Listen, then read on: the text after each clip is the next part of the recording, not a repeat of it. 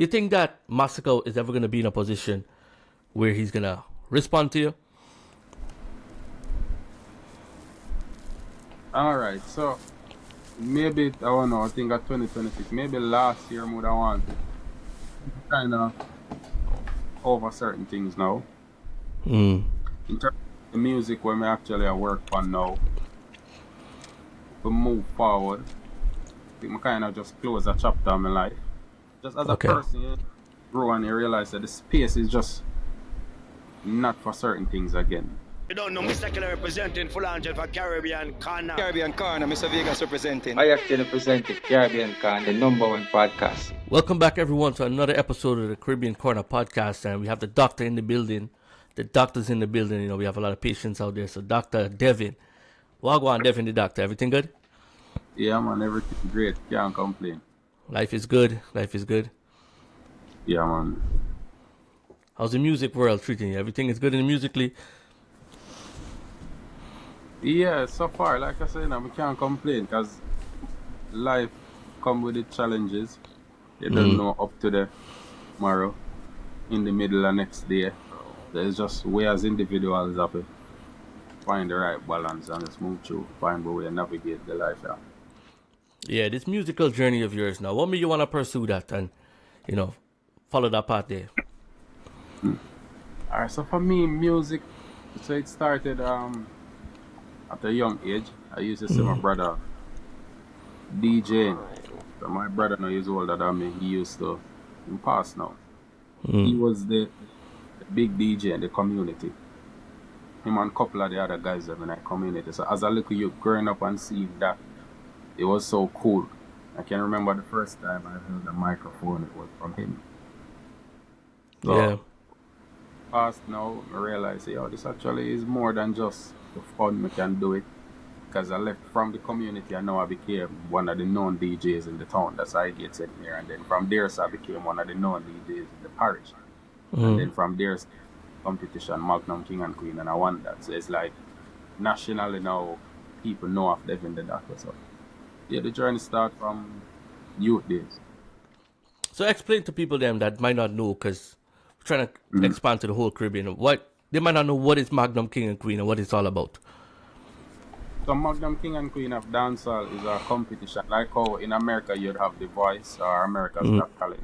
Here in Jamaica, Magnum and Queen of Dancehall is a talent competition like that. So I was the winner of that 2000. Even before that, I had one Taste the Talent Trail. That's also another one like it. So I won that when I was in high school. And then immediately after, on Magnum, and then it was just straight to the music industry from there. And I noticed you mentioned that you entered the music as a clash artist, right? Yeah, for sure. What was that like getting into the scene as a clash artist, trying to make it, trying to, walk that line between clash music and the music, the popular music that's out there right now? All right, so before me start actually penning my own lyrics, I started as a student in terms of just being a fan. I would say the first type of music I love, and even to this day, was more like the 80s. So my father loved to play music like every single day and night. My father played music. So he would play, there's a sound system in Jamaica, them kind of stir gap sound. You have man like Charlie Chaplin, we listen to them, and Admiral Bailey, then you have man like Ninja Man, and it was just a fun hearing them going back and forth on the sound system. So that's what intrigued me from them time in terms of being just a fan of the music. So this wasn't even a time when I was writing and music, listening to music. 90s now, to this day, I'm not really a big fan of like 90s music. I'm more like the DJ for sound system before. Yeah. Specifically, that's what me did grow up and listen to from my father.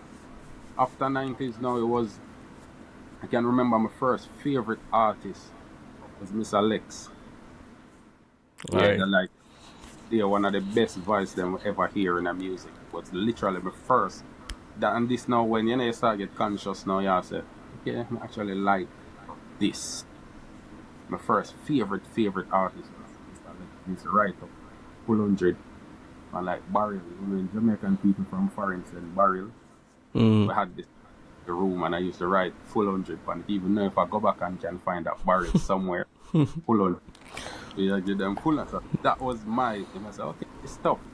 Then after that now, my brother, I'm actually live in Canada now. He brought home a CD with a next sound now named Swamp King. Yeah, I heard you mention that. Yes, Swamp King now, and that I got introduced to Vybz Kartel's music there, so now. And from there, so I said, yo, Jano, this is like on a different level of music now. So, and then after that now, this is when the real clashing come in now. It was after the clash with Vybz Kartel and Ninja Man on stage when the war did it one, that was 2003. We were young youth them time. I can remember, I think it was the following year, Ninja Man and Beanie Man was on a stage. So again, well, they just forget this there. These things I may tell about now, CDs me used to listen to them here and stuff. Yeah. Stage show I'm telling you about now, I never used to see videos for it. I was just hearing them on CDs of my father or my brother made. This specific clash now was in, and it was fun. Ninja Man and Beanie Man. I think that show was in St. Elizabeth, you know. Okay. Again, the back were thing. And me now, listening to music, every single song Beanie Man and Ninja Man sing, I clash each other on that stage. I make fun of each other on that stage. I learn every single one of them. So me now used to take those lyrics and go to sing. Because people now listen to music like that. They were listening to the actual record. I'm listening to the ones that Ninja Man have built on spot. The ones that Beanie Man have built on spot. So I used to take those lyrics and go out and sing them, and then they start change one and two little words, and then we realize, no, this is actually good. And start DJing in the community now when you hear people gear that forward. Yeah. It's a fun area. So there's this rush, you know, you boost up your confidence. Them say, yo, this. And from that, I say, yeah, I just straight music. So I heard you said that you wanted to join the Gaza, the Portmore Empire at one time. Was there anything particular about the empire or, you know, the Gaza that you wanted to, you know, that give you that reason to want to join? Again, was it cartel or was it just the whole infrastructure of the empire? It was just the clashing. The clash between young Gaza clash, and I think even before that, there was Vybz Kartel and Braga Benz and the Assassin. And then a Scratchy B, I think a Cash Money Sound or something like so. I don't remember. I think the selector the name Scratchy B. There was a Shane and Cool Boy clash, and it was just a lot of. On the clash side though, the dancehall, that was more the music what my brother used to play. Because from him now, I learned about Swamp King, Scratchy B, I think Cash Money Sound. I don't remember if I say your name now. But that's what my brother used to listen to. So me used to hear that and say, oh, this thing. My father now was more Ninja Man and the Beanie Man, the Super Cats and them type of people there. So for me it was all clashing. That's where my ears used to set up on this more here. Then we got to the Vybz Kartel and the Mavado. They know some more than join Gaza. That was just because of the clash alone, just because of the clash culture alone at that time. Okay. Just literally one war. Really one. Oh, okay. It makes sense. I get it. But yeah, Cartel. So, alright, let me ask you now. Between that clash with Spraga and Cartel, who do you think take that on the steps from a lyrical standpoint? Honestly, I don't even sure if I can remember them lyrics that I top on my brain now, you know. Because the one on steps was popular, right? And then, in them time, there wasn't about who win a clash for me, you know. It was just the sport, back and forth. I can remember next time again, I tell about everything I tell about. My journey is really about clashing. That's what I really and truly did love at this. There was another CD where my father used to play. Ninja Man. I think Ninja Man, I'm not 100% sure, but I think Ninja Man was there. Beanie Man again was there. Hip Rich was also there. And Elephant Man. I think Alex as well. So I think about 5 artists up on the stage one time. And the sound of it was just like Ninja Man might have sing. I said, I don't remember if Ninja was there. I'm sure Beanie, Kick Rich, Ellie, Lexus was there. A man just take the microphone and sing. And then the next man take back the microphone and it can sound like Beanie grabbed the microphone from Alexis and Ellie grabbed it and it was just a practice. So it wasn't even about, oh, Ninja Man winner, Beanie winner. It was just the sport of it. Mm-hmm. So, but that's missing right now.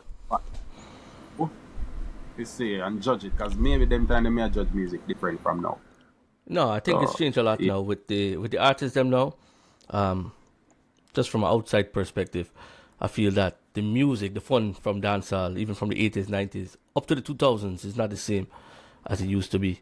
No, in terms of clashing. Yeah, man.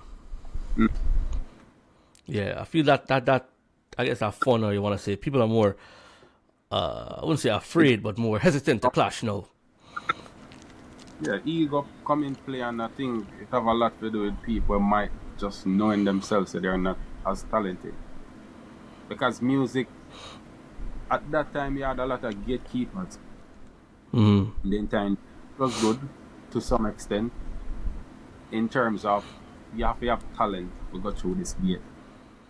Yeah. You have to have, and if you go through the gate, that means you maybe pass the first security. There might be another gate. And once you go through that gate, you might just get into the studio yard.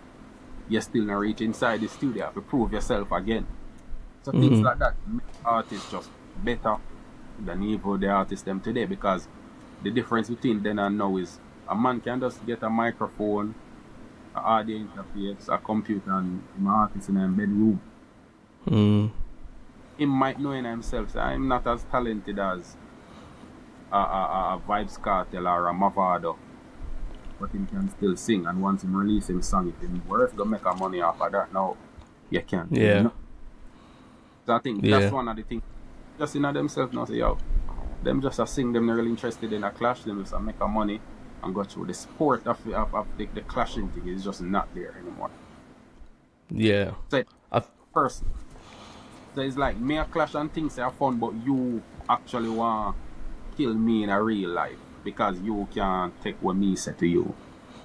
You see me? Yeah. So where it changed over the years to now people barely even clash. The dancehall, the music in general of dancehall, at a point it was at a standstill, right?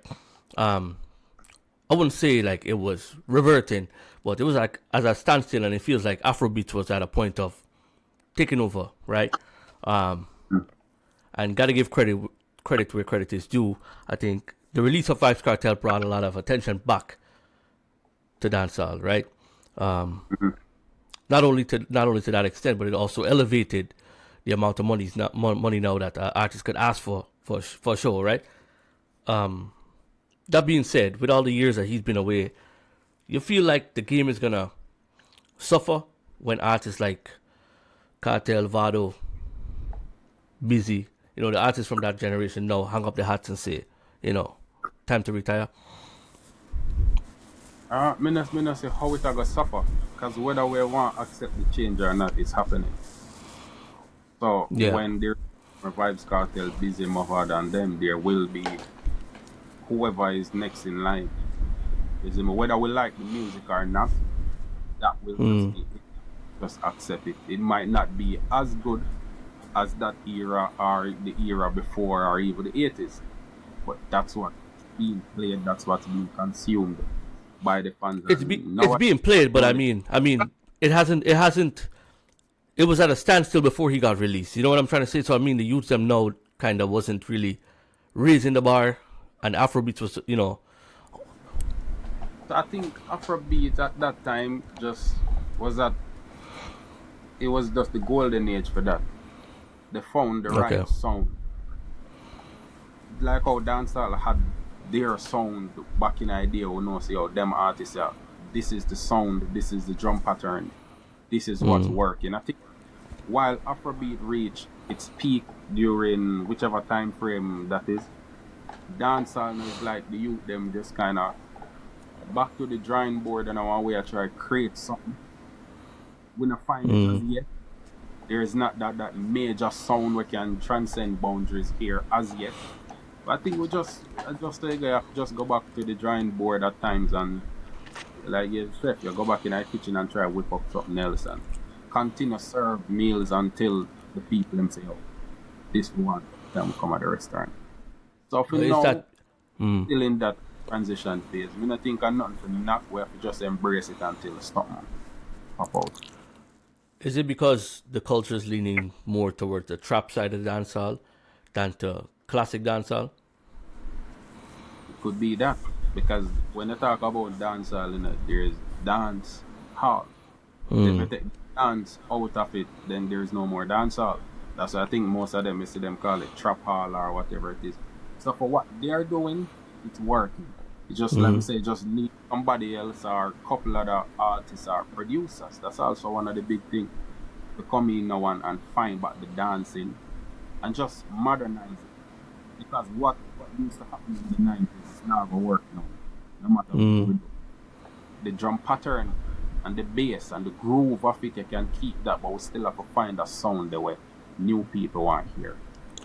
Because if we are going to really be honest, whenever Vybz Kartel go out to sing, or when a Beanie Man or a Bunty Killer go out to sing, none of them new youth and the nowadays generation now want to listen to them. And nowadays want to listen to Skipper. The youth them nowadays want to listen to the trap dancehall. You see me, Vybz Kartel a theme fan base where I work hard for us. Anywhere at all I'm going in the world, I'm going to show up. Same with Bunty Killer and Beanie Man and everybody else. You see me, so we just have to find a sound the way bigger than one person. And we just not reach it yet. So I mean, I think we can bash it. We just have to hope very, very soon from now we can find that song and it give back the next buzz the way. Take we go back up in the ear. Apologize me if I don't know or if you already voiced on it already. But are you on the WIFL rhythm? And if not, are you gonna go on it? Oh no, I think we did do a freestyle on it. Okay, but you didn't actually voice on it yet. No, it was just a freestyle. We just do and post it on the internet.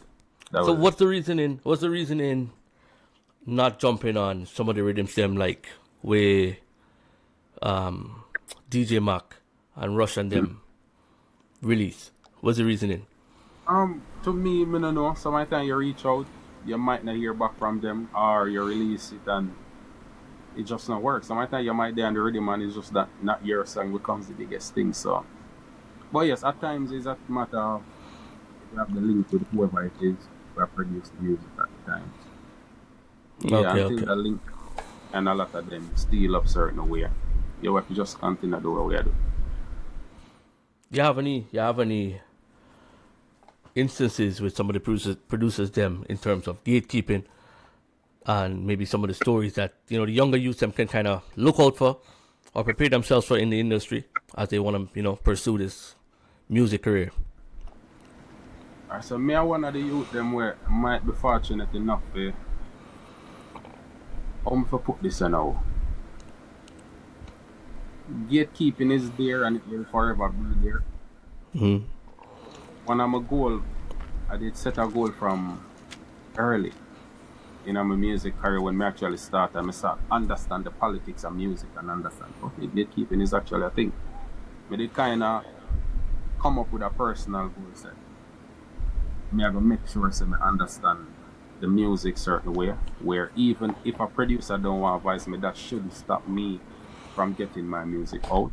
So gatekeeping is there. For me, it not going to affect me like how it going to affect a lot of other people. And that's just to get the music out. From there, so now it's up to me again. Is we still have to find ways, more creative ways to market the music to make it becomes bigger and all of that. But gatekeeping in terms of getting the music out, that can't affect me, but it's a thing.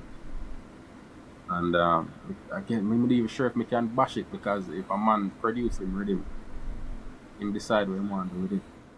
You see me? Oh, I just dare say it, them I don't think we're going to ever get rid of that. Because with music also comes a man pick a side. And if a man pick a side and is sticking to that side, I guess I just say, go, you have to just work with it and maybe create your like a clique. Is it good for the music? No.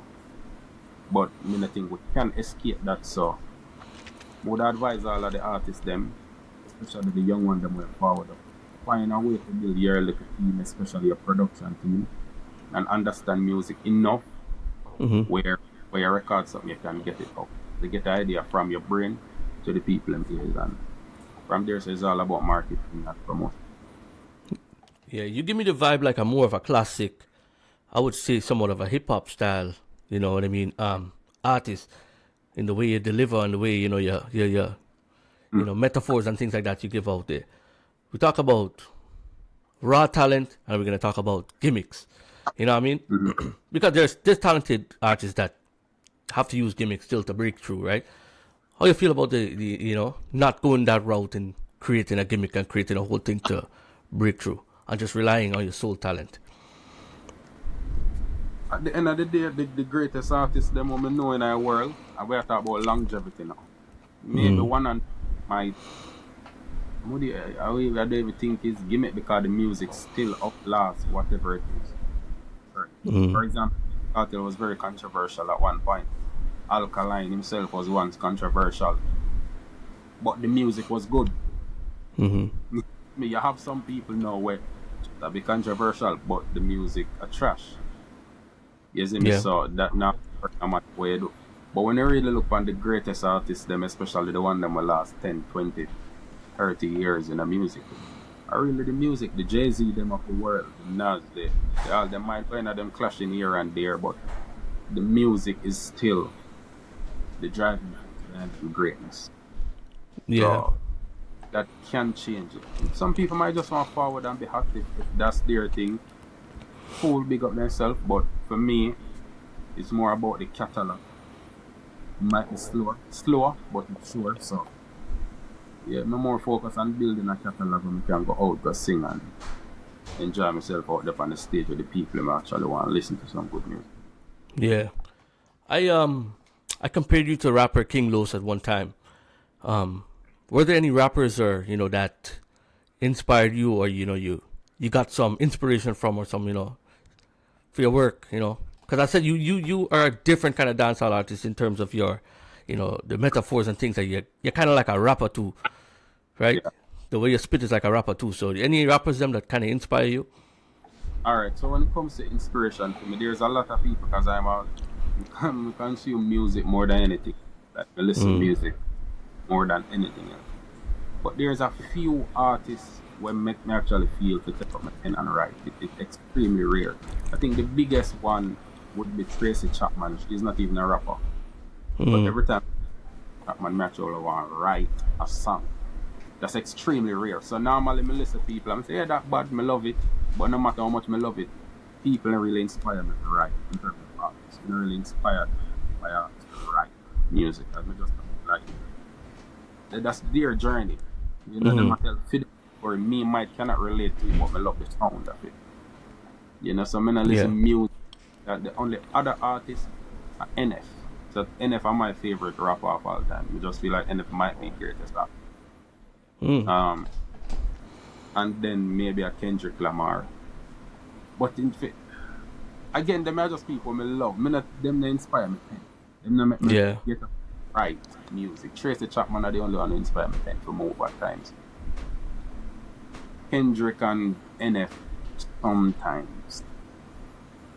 It's on the rapids. I'm more listen to music than be inspired by it. Okay. We'll go to the social media aspect now of music, right? I find TikTok, with the introduction of TikTok, it gives artists a high possibility of, you know, going viral or getting popular in a short, you know, space of time. But it also gives them a short lifespan in terms of the song that can, you know, and they always have to play catch up type of thing, and like always looking for that next, you know, viral song. And do you feel like that era of music, you know, how is that affecting the longevity of the music, and in terms of the quality of the music as well? Because you're finding people making songs that are like quick dance songs or quick things that you can make a video to, but in the long run the songs don't last, and the longevity of the song doesn't really stick around. You know what I mean? I think music itself is just being consumed different. the love for music is not there right now. People, and this now we're talking about consumers, they're more interested in entertainment than actual music. Gone are the days when you had to get up out of your house and go to the record store, go buy a record because Bob Marley released something that you want to have it. Jay-Z just released a album and you want to make sure that you are playing in the community. Them days they're gone. Gone are the days when however you get your music, you have it and you cherish that. Yeah. Music are more like elevator music, background music, music you play in a restaurant, no matter how great it is. I think that's just it. That's how music is being consumed because the attention span is so short. I realize that me, instead of listening to music full on right now, I'm more maybe I work or do something and it without play, I not even realize it. I play and it hear something and like, it's okay. And I might. Yeah. But back in me actually I go get my CD. I mean I listen, I sit down and listen to music. I think as creators we have to just understand that them days they're gone, it's done with completely, will never return. So in nowadays juvenile them some of them consume it, them scroll up on them phone if them see something with them like, them rock to it. And then tomorrow if them see something else so them like, them rock to it. Yeah. So I think we can change that. We have to just work with it as best as we can, but still try to find a little balance there and try to get people off the social media and to maybe a mailing list. Maybe like, you know, maybe invite them out to come at your concert.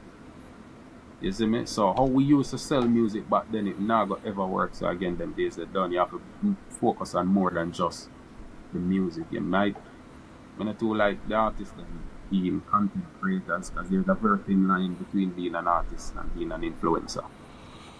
The line I have a take on that. I have a take on that because I grew up in the era where a lot of the artists or celebrities or, you know, movie stars and them were very mystique type of thing. The general audience and general public did not know what was going on in their personal lives. You know what I mean? So it added that, you know, level of mystery to them.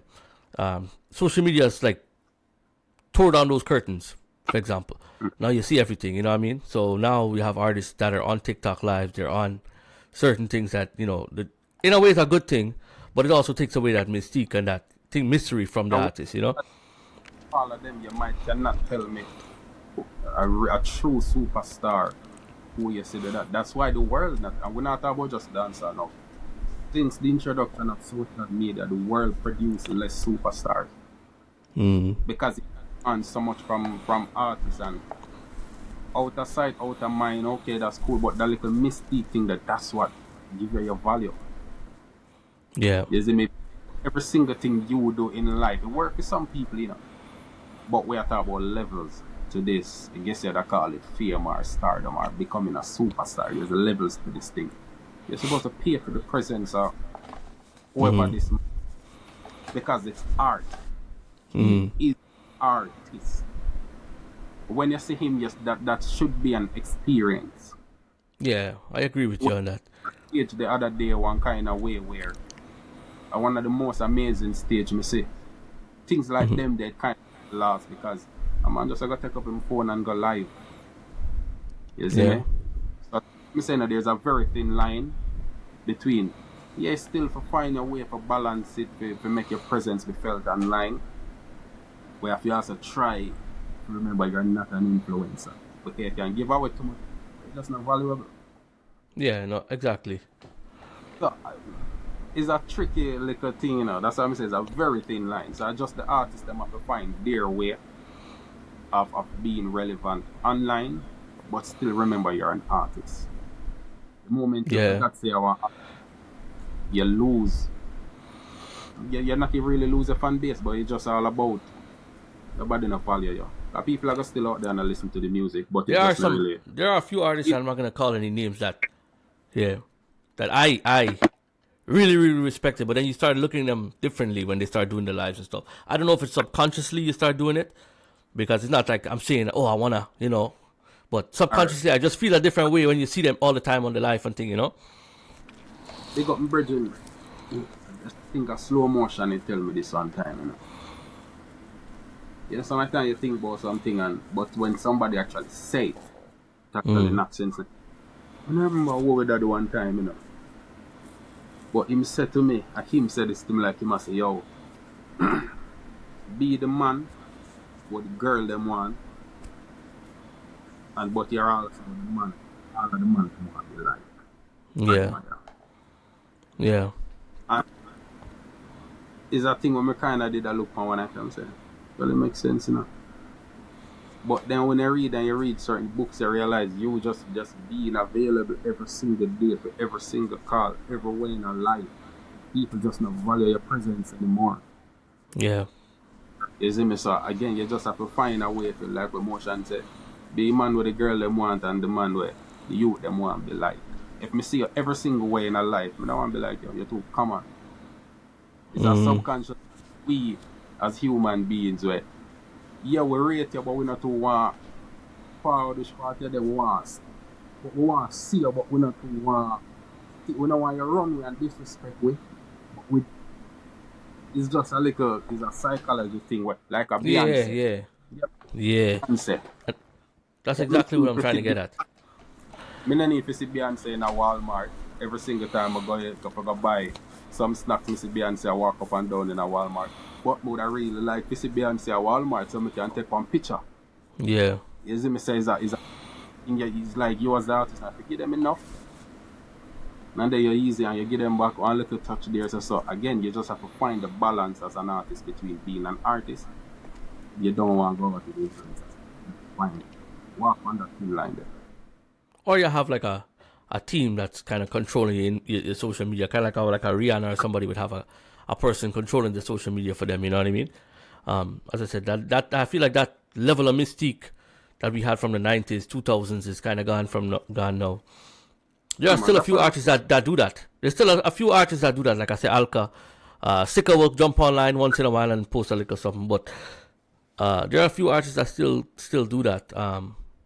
Yeah, but it's a few artists that I see that are very present on social media. It's a good thing and it's a bad thing. It's a double-edged sword, Find a balance. I think it's just a balance where you have to find as an artist.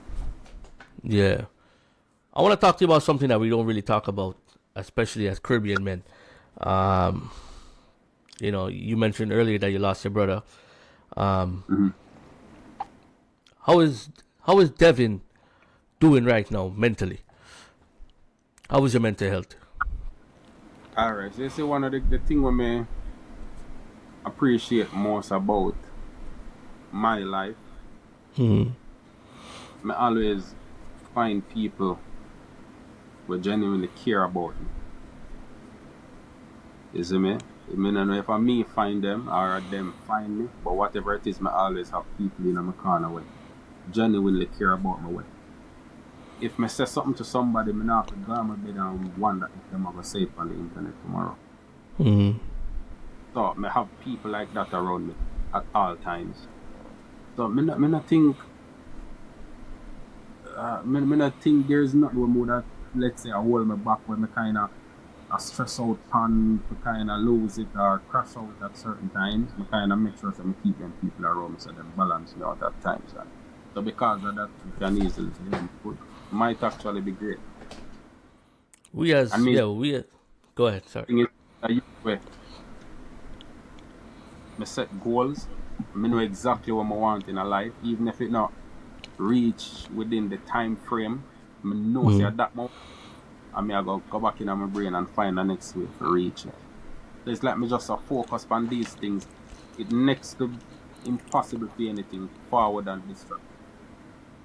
So years to build up that and just know say, yo, as a man, this is my duty. Especially me have my son them now. Them if you understand say, yo, your father out here and him work and him make sure say everything good. You see me? So I owe them that and I owe it for myself. Because as much as I want the great life for my son them and my family and my daughter and everybody, me want it for myself because me deserve it. Yeah. So I just them little ways I'm thinking, yeah man, I'm great man. Not that I complain about it. A lot of men from the Caribbean, and I think especially Jamaican men don't like to speak about mental health issues. It's only in the last couple of years now that it's been, on the forefront of everything that, we start speaking about these type of things. We kind of like holding things and then kind of explode. What can we do as a community now to raise the awareness of, mental health and speaking out and things like that? Especially, as I said, you lost your brother. There are fellow artists as well that, suffered loss, that might not speak out about it and hold it in. How can we as, Caribbean men and Caribbean people just, come to terms with mental health? I think we just have to find, as individuals, we have to find people in our corner. Like me say, people like that in my corner where we can well talk with, we can reason with, and we're good to go. I think that's the way, because with social media, everybody on the internet are therapists. Everybody judge you before your full story. Yeah.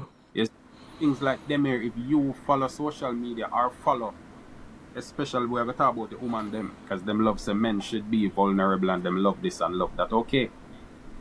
As a man, you have to know you're not going to go out on the internet go post all of them things there, because people out there don't care. People they really not care about nobody at all. It's all about entertainment. So there's nothing we can do publicly where we help nobody. Not gonna work. Don't go out on the internet, go dish out your business and dish out every single thing. You have to know for hold it, and again, find people around you and you sit down and you talk with them people. Or find a therapist. Yeah. Things like them. I think that's how we can really help each other. It not gonna happen publicly. I feel like a lot of people, Why may I say it not gonna happen publicly? Because me now, as a man, me I go say our next brethren go up on the internet and speak about whatever will genuinely affect you. Okay, I might be vulnerable.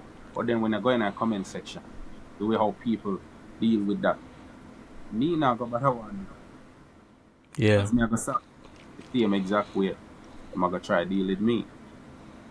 You see, they find us and men are gonna just keep things in. So to all of the man them who watch this, find the next brethren on the corner and reason with him. And I think that might be the best way. Outside of that, Sorry, you cut it off for a second. What did you say? Last part there. yes, I said to all of the brethren them out there where whatever it is, you have to find a next brethren where you can hold a conversation with. And inside of that, it must be professional help. Yeah. You can't rely on the public or social media to help you. So don't do that. And a lot of people are more concerned of social media and strangers' perception of them than their immediate people around them. I feel like a lot of people just, I wouldn't say devalue, or just, you know what I mean, are more concerned of what the public thinks than the loved ones around them. So they'll treat the loved ones like, disposable, but make more time for people that they don't know, type of thing. So treat the people them that you have around you with love and respect, and because at the end of the day, the people online are strangers. You know what I mean? And so my time, really. And they don't really have your best interest at heart at the end of the day. Take public out there. Now go work. It's entertainment for them. I actually have something like that in a new song where I come up. I can't leak it as it. Can't tell you the exact lyrics because the song's not out as it. But I actually touch on that topic where, to people, it's entertainment. No matter where you are go through, it is entertainment. To them, it's entertaining. I go sit down and watch it and that's what I go. And go about myself, go about my business, because okay, you go through that. I go scroll and I go see. I like an entertainment industry. All right, I'm gonna get into the next topic, and I'm sure you know we're gonna get into this topic. The conversation surrounding Masicka, right? We're gonna get into this now. So I know you've discussed this multiple times already, so we're just gonna talk about it, briefly. You think that Masicka is ever gonna be in a position where he's gonna respond to you? Alright, so maybe, I don't know, I think at 2026, maybe last year I would have wanted kind of over certain things now. Mm. In terms of the music where I actually work on now, to move forward, I think I kind of just close a chapter of my life. Just as a person, you grow and you realize that the space is just not for certain things again. Okay. Yeah, man. But you are a Clash artist, though. For 2026, I'm going to use the word used to be. Okay. The sport of it is not there. It's not fun. There's not fun in it again. So to me, it just not make sense anymore. Mm. Yeah, I have a new project I go forward out very soon. I kind of just close the chapter of my life that way. Everything what to do with anybody else in life. Yeah, I'm kind of just done with certain things and I got to focus more on whatever else I feel like we talk about. But yeah, certain things is no longer entertainment again. So you're not pre in a clash from nobody at this point? No, because I always just keep it in my brain so nobody can clash me. So if you get called out now, what are you going to do? Nobody can clash me. You have to make my pen move. Okay. Sicka can't make a pen move at this point. If you was to drop a this tomorrow and say, all right, Devin, we ready. Mm-hmm. Again, just over certain things. Mm. Yeah, man. I think I used to be a clash artist. But the side of music there is just no longer fun. So, yeah. Time for just close certain chapter of your life and just move on. But anybody that want it can get it still from Devin. You still have that craftsmanship there that will never go away, right? No, I'm not clash again. I'm done with clashing. Yeah, but I'm saying you still have that craftsmanship. You have it in the bag, as I would say. You know what I mean? Like an artist, I think you just always equip. And me as a youth know where. Like Eminem. They're behind me. Like Eminem. Eminem not looking for a clash, but anybody want it, you know? It's there. But that's the thing. One thing, nobody can get it now. That's what I say, I'm done with war. Okay. Yeah, man, so no more clashing. So who are some of the younger artists now that you feel, you know, you see and it's taking the game to a next level right now? Some of the artists, young artists, them now. Alright. If we play one song from this year, you are going to hear it? I might not. Try it to me. Not. We just going to make you know, say, right now, I'll be a gospel music we listen to. So you change your... So we're making a religious change. Is this what this is all about? A religious change in life? Religion. So for me, music is all about how I feel in whatever time. I might just feel like a dancing music more here or even some aggressive rock metal music. For now, I just step on some nice gospel music I bounce for the past a couple of months and that's all I made to them. And just listen and just find become one with yourself again. Yeah, but definitely is not a religious person like that at all. So that's all that. Okay.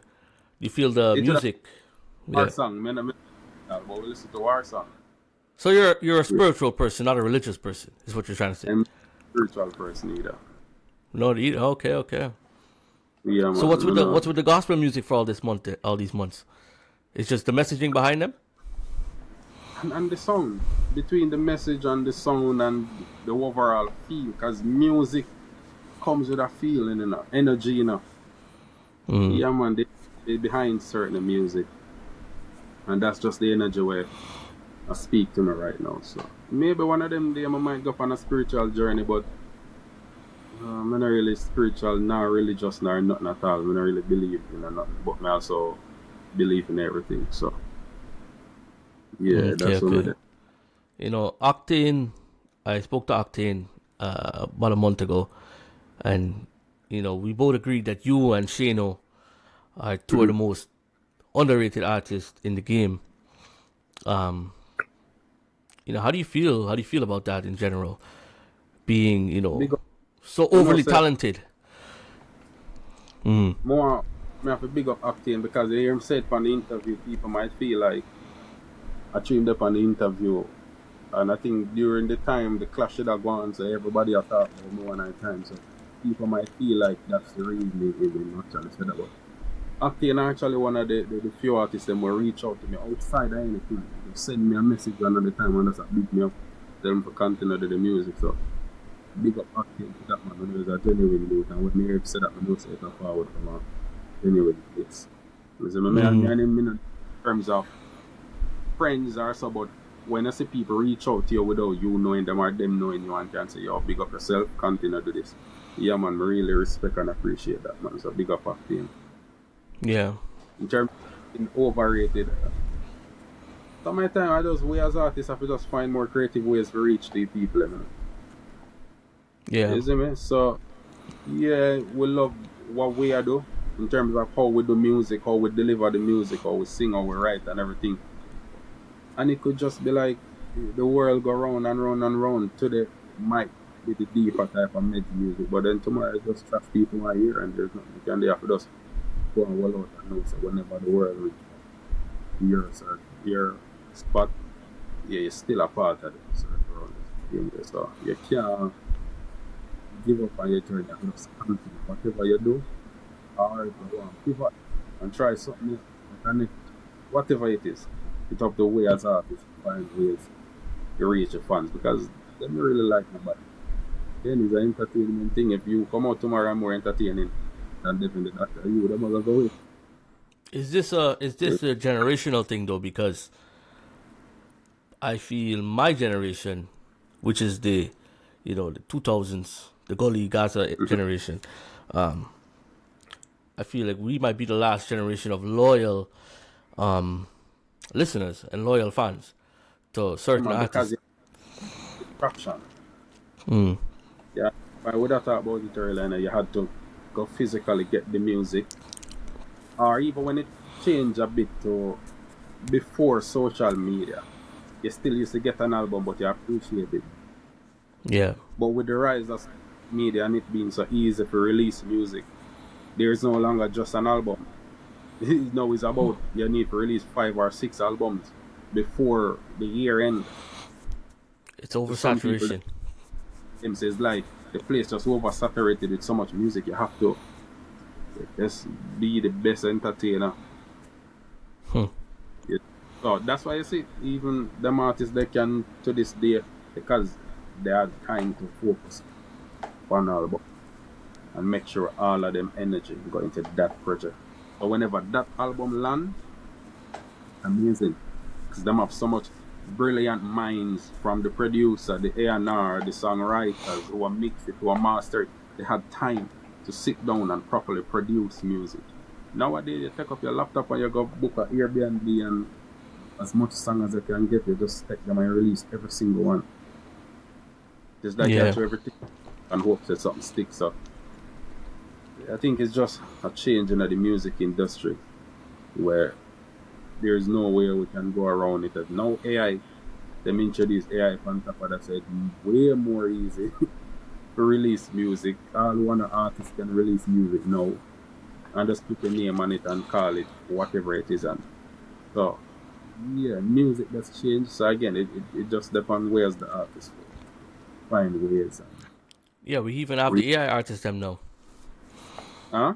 I tell you, we even have AI artists now because I think Not Nice has its own AI artist and a few other people have AI artists.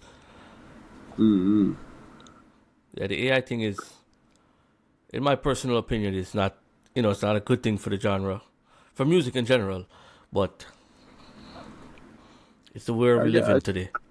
The thing that will come with technology, It makes it harder for artists to actually break. You have to accept the bad part before you do it. Because if you have it, you must. Yeah. There's no going around it, and people are always find ways to make money. Yeah. So, writer, because songwriters are not being paid. that's our next topic. If you want to touch on that part of the conversation, a lot of people, songwriters are not being paid. Not only that, Devin, though. Hold on, when a man go into the studio go write a song for, let's say, a Chris Brown, by the time a royalty check from him publisher is little to nothing. So you find us a song now, when AI can make songwriters who actually have talent for write music, can put a voice to that. They're going to take advantage of it and make a money. So it's hard to blame them. Me not like it. Me not feel like it even makes sense. I've never heard one where in terms maybe sound goodish, but none of them really sound good. There's no emotion and no in the voice. So that's just me. But we see them go number one. We just see a girl get even signed the other day, so that means it a work somewhere for somebody. That music to 26. In terms of the songwriting thing, not only are they underpaid, but I was talking to Stein, and Stein mentioned that he's written songs, but he don't want to talk about it and who he written them for. So, is this something in the Jamaican dancehall community that you guys write songs for each other and don't take credit for it? Oh, not me. If I write songs for him, I go tell him, man. If I can't tell people some write songs for him, I don't work with them, man. Okay. So ghostwriting, I don't do ghostwriting for people. Yeah, okay. I work with the way I collaborate and something. That mean I go walk and tell everybody, oh my God, I write that song now. Because at the end of the day, I'm an artist, I focus more on being an artist, but I'm also a writer. And if you collaborate, and it's really your song, I'm just a contributor to it. You are the artist, your voice matter, you're the only person on this will really matter. So I'm support your voice. So what me do it can stay, but if somebody asks me, I'm going to tell them, say yes, I write that, and you not even need to ask, because it should be there, properly credited. When my publisher can get it and knows, oh, Anthony Escoffer Clark wrote this percentage and me need it. So if we cannot like that, me not gonna work with them. Me not even like or respect you if I even bring the conversation to me. So is that a generational thing though? Is that because Stein is from a different era? No man, it happen now, man. People Still happening now? As the artist, there's this ego thing where a man feel like I need to write him song for himself. That's a thing. And I think it's a dancehall and hip-hop thing. You have to kind of respect it as well. Because if you think you are the baddest lyricist, and me realize that the next man write them lyrics there, we lose the respect for you. But that's specific for hip-hop and dancehall, and it depends on the dancehall song you do. For example, if you just come out and want to make the best songs, commercial, superstar you think about, you need writers. You need writers. It's not something where, you want, no, you need to start link up with proper writers. Because you might be great with melodies, but the next person good with words. And the way how a next person might go with words, they might need a next brain in the room with those words and actually structure it properly. So you need the greatest songs in the world and not one person write them. You see me? So I'm all for writing. But if you come in to the baddest thing, you have to prove it by yourself. Because but the greatest thing and you make the greatest songs. I mean, get the best writers. And that's actually a talent in itself to find great people and recruit them from that. So now, man, me love writing with other people and all of them things. Me embrace that, and it's a big thing for me and the industry and our whole to make great songs. I think we actually need that in Jamaica. Need. This is not one that we have to talk about need. Yeah, this. I'm gonna get into the next. We're gonna segue into that. But before I segue into that, as we're on the topic of writing, because the whole Masicka Melissa situation had the whole dancehall fraternity in an uproar, and to this day you don't know, what it is, because then you don't who you gonna believe at the end of the day, right? And this is where the writers them need to, as you were stating, need to get credited on songs. I'm not saying she wrote those songs, but I'm just saying, hypothetically, if she did, she should be credited on songs, right? And for other artists that she's claiming as well. But this needs to be disputed in a court or in some kind of legal field you know what I mean, to Remember all for writers. Even a lot of people use even when that same thing that did pop up, I see people like I say, oh, then how him this if a man write a music with a lot of people, there's nothing wrong with that. Me do it, and nobody can tell me say them better than me. But me still use writers. One of my favorite writers globally, one of the best ever in the world. It's sure. But him have other people with him. Then you have a man like Martin, who write a lot of the weekend songs. Him still have other people who are rated for write those songs. yeah. It's music, you know, music is not a one man thing. You know, the greatest songs. Kieran from I think Virgin Island, one of the greatest writers, big up our city, man and brother. Them write some of the biggest songs out there in the world, but them also artists. Yeah. So, nah man, songwriting is and should be a part of not even just the industry. We talk about Jamaica. We need it here in Jamaica. Everywhere else, every time. Jamaica need it. We have a lot of great voices, but not a lot of great writers here. But that's because dancehall and hip hop are dancehall and hip hop at its core is what you started out doing, a clash thing. Whereas if you can't do that, no, you have to do that yourself. Yeah. So I think that's what kind of like separates the people in terms of, because we have that whole clash mentality thing behind us, regardless, even if it's commercial or not, you still have this, you know, it's in you that you have to let people know that it's your song, even if it's not your song. It's hard to come out and say, all right, yeah, somebody help me do this. We don't like that helping thing. Yeah, man. With clashing now, me can understand with the clashing specifically for that, only that. Yeah. Nothing else but that. Every single thing else, you need writers. You need music should not be a one man thing. Some people great enough for them can do it by themselves, but you need brains in that room with it. All right, we're gonna segue into the writing part, composing part of the thing, because I was speaking to Mr. Perfect, you know, reggae, and he was talking about compositions, right? And the newer artists, them not being, I guess, so versatile in terms of composing a song. The song is pretty much all over the place, and you know what I mean. The lack of, you know, composition in a song now is not there as it used to be, and storytelling is not there as it used to be in the 90s, 80s, 2000s. What do you think that is? Is it because of social media? Again, a lot of the youth them just not talented, and them not care enough to go on and study music. Is all about getting access to a studio, releasing music, and make your money monthly. That's it. But that's success for them. That is success, because imagine a man now have nothing at all in a life and he can release a couple songs and make a dub later. That is success for them. Yeah. So I think more on the personal side, as in what you want as an artist. Is it that you just need to feed your family, buy one car, maybe buy one house? If that's what you want, me can say about that. That is success. So there's no many things you can bash anybody for once them get them voice out. Or say where, whether we like it or not, whether me and you can relate to it or not. It's all about they must say who they're selling it to. It might not cross my playlist or anything. I'm sure it never ever reach there. So, but it's still music and we cannot say anything. Because me not feel like a song is that bad, unless on the technical side it's just off key and it just off beat and it must sound coded and mixed properly. Outside of the technical side, that song is just whether you like it or not. It is so subjective where something when me hear out there, I say, I would never listen to this. But it reach hundreds and millions of streams, so that mean not really matter to them. Yeah.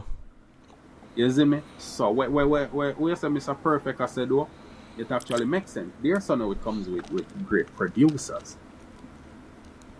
There's so we need some intervention in Jamaica. We talk about people who can actually play music and come up with nice melodies, who can actually direct an artist. But with technology and all of this, it's so hard because a man can just send you a beat from wherever and you record it and send it back or give them. Worse if you are the hot artist. You have the now and you can tell a producer, say, this may send and you send it go give him, and him a go release it because you're the hot artist and you make a money save me as a producer. Oh, that's where I think we would have need. When you talk about composition now, I think we need production over there, so still on the composition thing too. So between writers and good producers linking up together, create great songs. And then now, like I think that Tony Kelly or Dave Kelly and Sly and Robbie them and back in them, the people actually write songs, link with them and yeah. I think that Dave Kelly are the one of them say write most of the songs them when produce. Yeah, that's what we need. We need people like that. We need producers. Like, so, yeah, what the youth them are doing, I don't think we can bash it. It's just what them are doing it at work for them. The talking about producers, right? Back to the topic of producers. There is a level of exclusivity with few producers. I mean, it's always been there. Every camp had their own producer at some point or whatever. But I feel like it's gotten worse now where the juggling thing is not really, it's non-existent at this point. If it wasn't for like WYFL and certain rhythms coming out, reintroducing the juggling culture back, some producers only want to work with some artists and refuse to work with some others, right? It takes away that competitive nature from the overall structure of a rhythm. And I think that's kind of hurting the industry at this point, taking away the core dancehall, what dancehall is.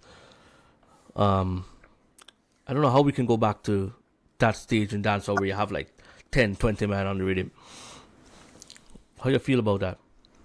All right.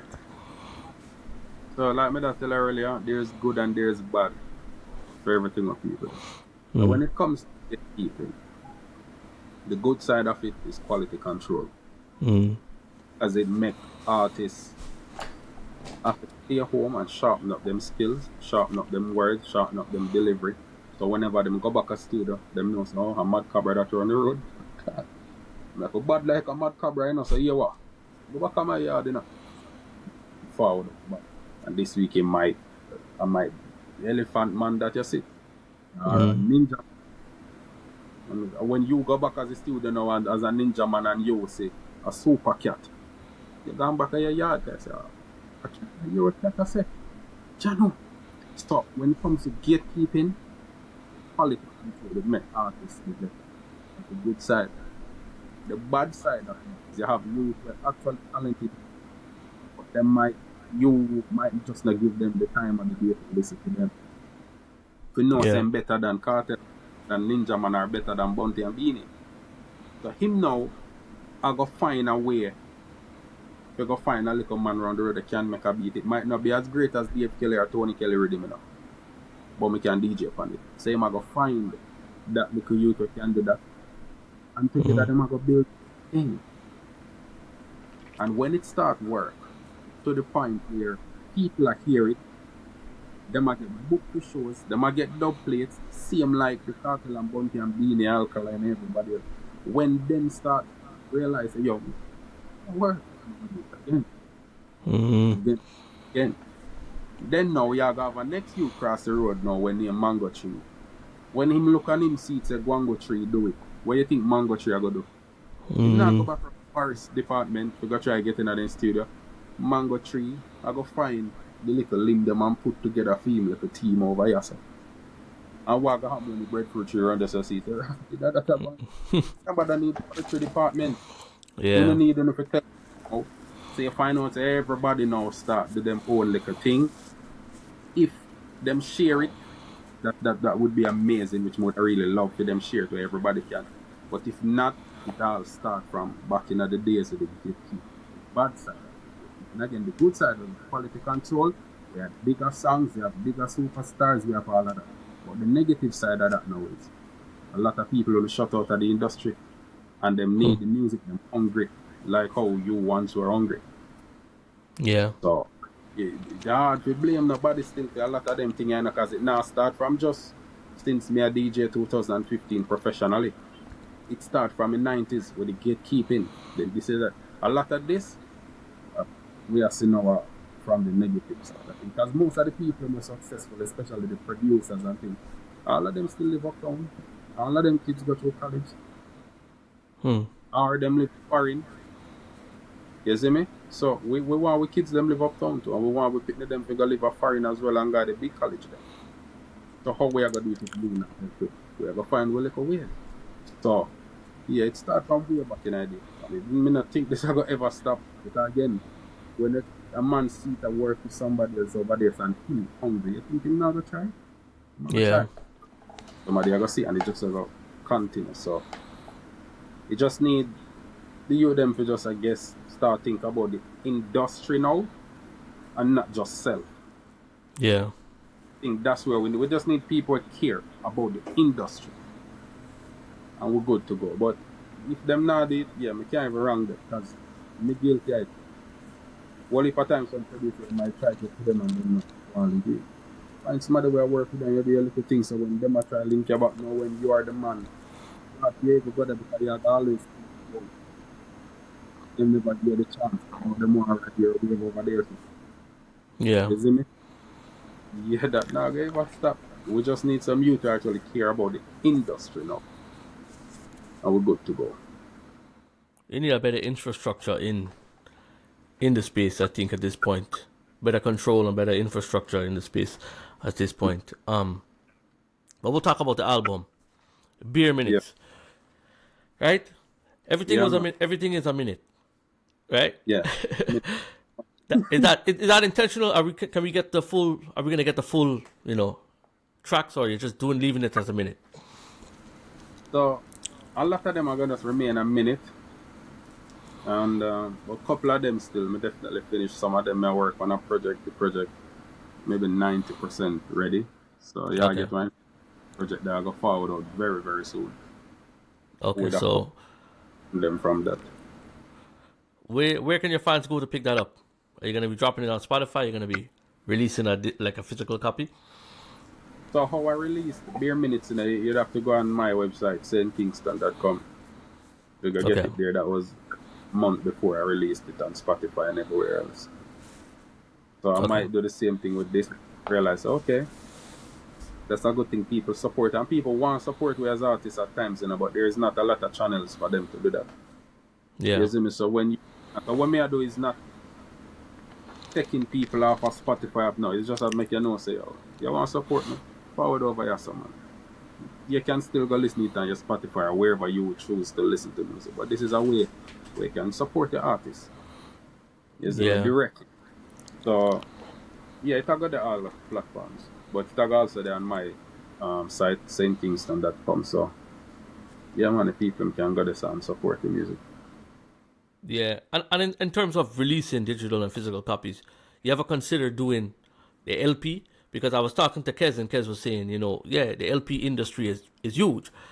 And, printing a couple, making a couple LPs and sending them out to your fans, them, as exclusive would be a great thing to do. Yeah, I work on that for your project, your company. Say, funny enough, you said that the first time I've gotten order with them type of music, they know paying specifically the physicals them where I talk about. You know where them come from? New Zealand. You see? Exactly. Make them physical find them and send them, go ship them out all the way to New Zealand one time. And I said, actually it's a thing. But also there's just a feeling when you create a music and you can hold it in your hand. In your hand. Enough of them youth and experience and type of thing. When you can hold it there and I know say it's a CD this or it's a vinyl this. It's a cassette. Well, never did in a cassette part. But CD and vinyl. You see me? It's a different feeling. So I would encourage all of the youth please touch in that part of the music. Because it's a huge industry. So we're different from the streaming. Still a part of the music industry, but that's just a different space. And additional income. Yeah, no, I agree. Even the merch thing, even doing a little bit of merch and certain things like that, Physical things, there's a space for it. Yeah. There is and I don't think that space, it might get smaller and smaller, but if you really look on things like that now, while it might get smaller to people, the value will increase. Yeah. Because appreciate You know, people get them say, yo, Devin, me get a shirt from our Justin Bieber one of This favorite. I have a Justin Bieber shirt. You have that set up the entire time. Because you know, say, yo, Justin Bieber, the worse if him signature got up on it. You see me, or Taylor Swift. Yeah, there's a saying, I was trying to find the saying. They say that scarcity creates value. The less of something you get and less of something you see is the more you're going to value that thing, right? So creating like, say, 10 vinyls or even a 20 vinyl now and pushing it out creates value in the music and people are going to want it, you know? That's definitely something we work on. Yeah, it's good to know. Good to know, man. So what can people, you know, we're going to close out the interview. What can people expect from Devin, say, the rest of 2026, 2027, now that you're taking a step back from the clashing thing? Just music as usual. So the clashing was just a side. Okay. Not even the biggest side, because I don't even think, it's just streaming and entertainment purposes, but I don't even think me even go up on stage go sing certain type of music anyway. You see me, it's just entertainment that. Just more music, whole heap of music we go forward, and just different ways of releasing music, different type of music, different sounds. We're going to introduce. I make them see say, yo, music from Jamaica is not just boom, boom, boom, boom, or dum. Yeah. Not reggae or dancehall alone. You can also blend them, man. Merge with other songs, create something fresh. So, man, me have some wicked thing I forward up, man. Definitely have some projects. We look forward to that. The live as well too, in terms of shows, not TikTok and them places, but live out there in our streets, perform to people them as well. So I have something I forward up, but that year I got special, man. Yeah, keep me posted, man. We're gonna touch base in the future and do a next interview again. Keep the people them updated. Man. So you're doing your shows them out in J area. You're gonna be traveling. Both. So I work on a couple things. Yeah, man. So we work on a couple things, both here and a couple things overseas. All right, link me if you come to Toronto. Link me up. Yeah, man. Once everything confirmed up, I go definitely make you know what I go on. But yeah, man, my social media page that I'm active. Me not the post type of person, and this is not even just to try to create a mystique around nothing. It's just I'm focus more on what happened in a real life, in real time. So I do have my time when and check and see what go on. But I think the music itself has to be good enough before hear it out there. Because you can be hitted and don't have a hit or anything, you know. Yeah. Yeah, we want this to lead everything else. So on some nice music, whenever I'm release them, it'll be good. Well, I look forward to, seeing that and hearing the new music that's coming out. And I want to thank you again for being on the episode. If you guys haven't done so yet, make sure you guys subscribe. Head over to Devin's YouTube page and subscribe as well as Instagram. I'm going to drop everything below. And I want to thank you again, brother, for coming. All the best to you and your family and your loved ones.